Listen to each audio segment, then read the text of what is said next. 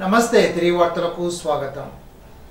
భారీ నీటిపారుదల వ్యవస్థ కింద Godavari western delta project committee అధ్యక్ష ఉపాధ్యక్షుల ఎంపికకు డిసెంబర్ 20న ఎన్నికలు నిర్వహించేందుకు గెజెట్ నోటిఫికేషన్ విడుదల చేయడం జరిగిందని జిల్లా కలెక్టర్ చంద్రవాడ నాగరాణి తెలిపారు. ఇప్పటికే సాగునీటి సంఘాలకు నీటి పంపిణీ సంఘాలకు ఎన్నికలు నిర్వహించి పూర్తి చేయడం జరిగిందని అన్నారు.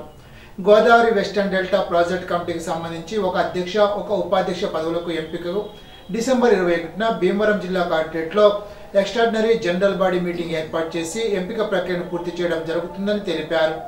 ఎన్నికల్లో పశ్చిమ గోదావరి జిల్లా నుండి 14 డీసీలు, తూర్పు గోదావరి జిల్లా నుండి 2 డీసీలు, ఏలూరు జిల్లా నుండి 4 డీసీలు, మొత్తం 20 నీటి పంపిణీ సంఘాల అధ్యక్ష ఉపాధ్యక్షులతో డెల్టా ప్రాజెక్ట్ కమిటీ ఒక అధ్యక్ష ఒక ఉపాధ్యక్ష పదవిని ఎన్నుకోవడం జరుగుతుందని తెలిపారు.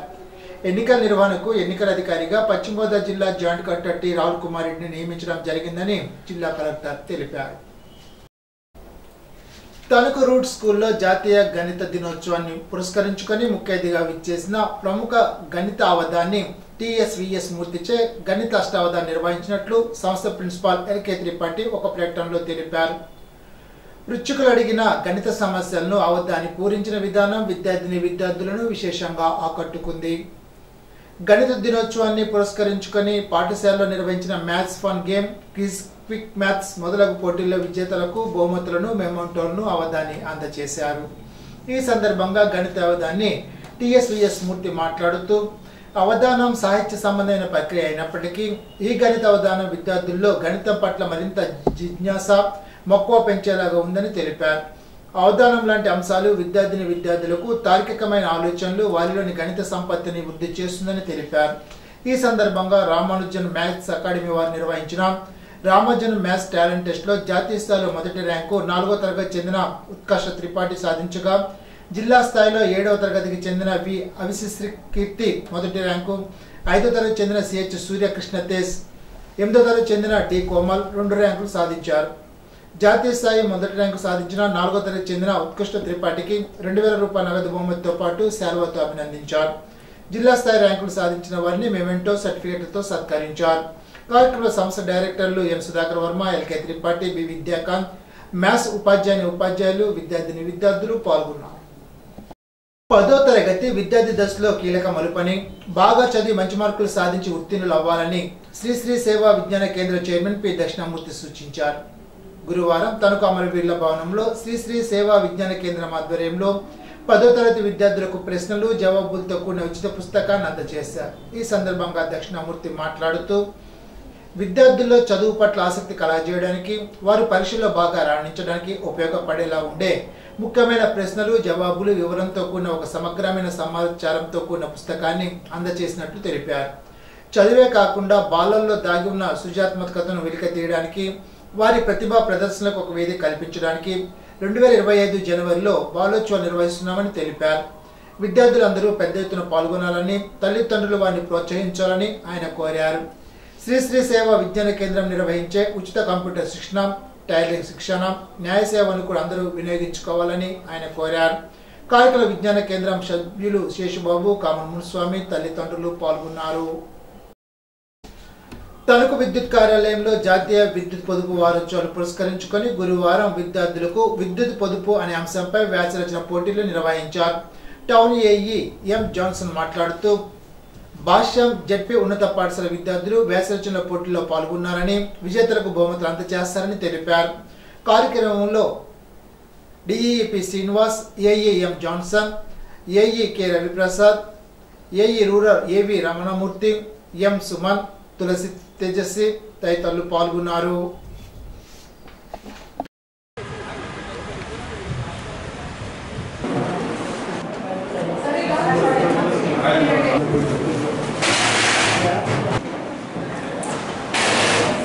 విద్యుత్ పొదుపు మనందరి బాధ్యత.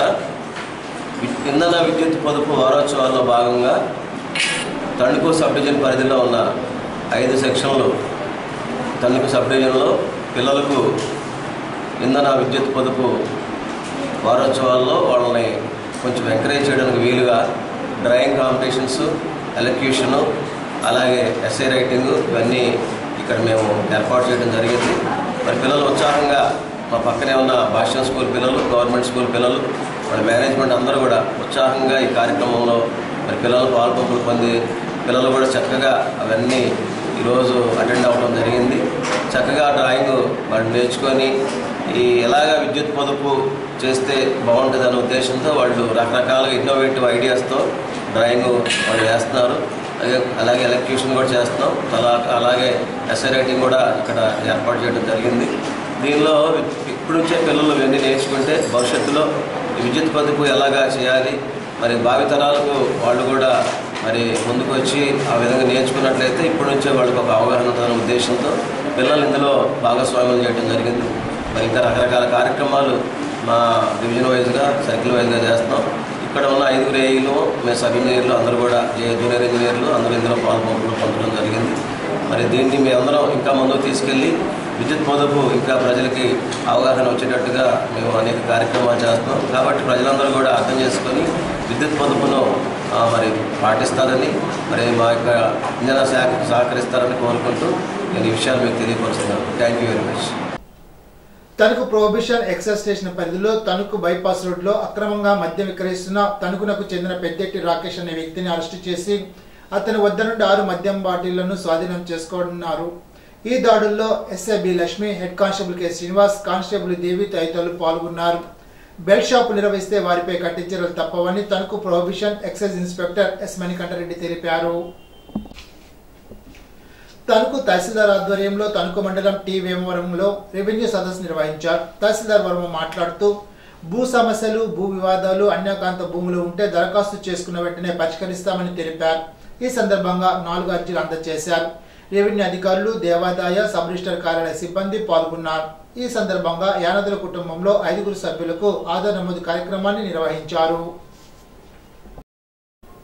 ఇరవై మండల పరిషత్ కార్యాలయంలో సుస్థిర అభివృద్ధి లక్ష్యాల్లో భాగంగా 3వ బ్యాచ్ కి మొదటి రోజు శిక్షణ కార్యక్రమాన్ని నిర్వహించినట్లు మండల పరిషత్ అభివృద్ధి అధికారి ఏ శ్రీనివాస్ తెలిపారు. మొదటి రోజు శిక్షణ కార్యక్రమంలో భాగంగా పేదరిక నిర్మూలన, ఆకలి లేని సమాజం, మంచి ఆరోగ్యం, క్షేమంగా ఉండడం, నాణ్యమైన విద్య, లింగ సమానత్వం అనే అంశాలపై సంబంధిత డిపార్ట్మెంట్ అధికారులు శిక్షణ ఇచ్చారు. శిక్షణ కార్యక్రమంలో మండల పరిషత్ అభివృద్ధి అధికారి ఏ శ్రీనివాస్, విస్తరణాధికారి పివిఎన్ నరసింహమూర్తి, ఇరగవరం మండల స్థాయి అధికారులు, గ్రామ సర్పంచులు, పంచాయతీ కార్యదర్శులు, గ్రామ సచివాలయ సిబ్బంది హాజరయ్యారు. భూ సమస్యలు పరిష్కరించడానికి రెవెన్యూ సదస్సులు వేదికలని, రైతాంగం ఈ అవకాశం సద్వినియోగం చేసుకోవాలని నర్సాపురం ఆర్డీఓ దాసిరాజు అన్నారు. గురువారం పెనుమంట మండలం ఆలమూరులో రెవెన్యూ సదస్సులో ఆయన పాల్గొని మాట్లాడారు. 2019 ముందు ఉన్న భూమి రికార్డులను, ప్రస్తుతం ఉన్న భూమి రికార్డులను పరిశీలించి చేర్పులు మార్పులు రికార్డు చేసుకోవాలని, ఏమైనా ఫిర్యాదులు ఉంటే ఫిర్యాదు చేసుకునే సమస్యను పరిష్కరించుకోవాలని కోరారు. ఆలమూరులో దళితుల శ్మశాన వాటిక స్థలాన్ని పరిశీలించారు. దళిత సంఘాలు గతంలో ఫిర్యాదు చేశారని, ఆ భూమిని పరిశీలించి కలెక్టర్కు నివేదిక అందజేస్తామని తెలిపారు. ఆలమూరు సదస్సులో భూ సమస్యలపై 14 ఫిర్యాదులు అందాయని తహసీల్దార్ రవికుమార్ తెలిపారు. ఈ సదస్సులో ఆలమూరు నీటి సంఘ అధ్యక్షులు తేతల వెంకటరామారెడ్డి, టీడీపీ సీనియర్ నాయకులు కడలి ఏడుకొండలు, మండల తహసీల్దార్ వై రవికుమార్, డిప్యూటీ తహసీల్దార్ ఏలియమ్మ, విఆర్ఓ కండవల్లి రాజు, గ్రామ కార్యదర్శి సుధారాణి, రెవెన్యూ సిబ్బంది పాల్గొన్నారు. ఇప్పుడు ఏలూరు జిల్లా వార్తలు. ఏఐసిసి పిలుపు మేరకు పిసిసి అధ్యక్షురాలు షర్మిలారెడ్డి ఆదేశాల మేరకు ఏలూరులో వసంతమహల్ సెంటర్లో జిల్లా కాంగ్రెస్ పార్టీ అధ్యక్షులు రాజనాల రామ్మోహన్ రావు ఆధ్వర్యంలో కేంద్ర హోంశాఖ మంత్రి అమిత్ షా భారత రాజ్యాంగ నిర్మాత భారతరత్న డాక్టర్ బిఆర్ అంబేద్కర్ పై చేసిన అనుచిత వ్యాఖ్యలు వెంటనే ఉపసంహరించుకోవాలని, ఆయన కేంద్ర మంత్రి పదవికి రాజీనామా చేయాలని లేదా కేంద్ర ప్రభుత్వం నుండి ప్రధానమంత్రి బర్తరఫ్ చేయాలని నిరసన వ్యక్తం చేశారు.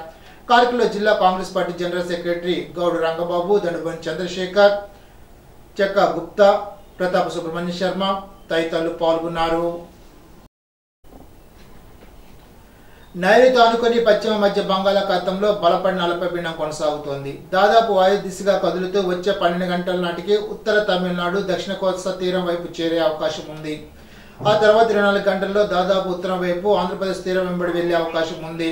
శుక్రవారం శ్రీకాకుళం, విజయనగరం, పార్వతీపురం, మన్యం, అల్లూరి సీతారామరాజు, విశాఖపట్నం, అనకాపల్లి, కాకినాడ, ఏలూరు జిల్లాలో కొన్ని చోట్ల భారీ వర్షాలు కురిసే అవకాశం ఉంది. కోనసీమ, తూర్పుగోదావరి, పశ్చిమ గోదావరి, కృష్ణా, ఎన్టీఆర్, ప్రకాశం, నెల్లూరు, కర్నూలు, నంద్యాల, అనంతపురం, శ్రీ సత్యసాయి, వైఎస్ఆర్, చిత్తూరు జిల్లాల్లోని కొన్ని ప్రాంతాల్లో తేలికపాటి నుండి మోస్తరు వర్షాలు కురిసే అవకాశం ఉంది. ప్రజలు అప్రమత్తంగా ఉండాలని, రైతులు వ్యవసాయ పనుల్లో జాగ్రత్తలు తీసుకోవాలని ఆంధ్రప్రదేశ్ విపత్తుల నిర్వహణ సంస్థ మేనేజింగ్ డైరెక్టర్ ఆర్ కూర్మనాథ్ తెలిపారు. ఈనాటి బంగారు మాట. మనిషి వ్యక్తిత్వాన్ని కోల్పోతే ఎంత ధనవంతుడైనా ఏమీ లేనివాడి కిందే లెక్క. మహాత్మా గాంధీ. ఈ వార్త ఇంతటితో సమాప్తం. తిరిగి విజన్స్ లో కలుసుకుందాం. అంతవరకు సెలవు. నమస్కారం.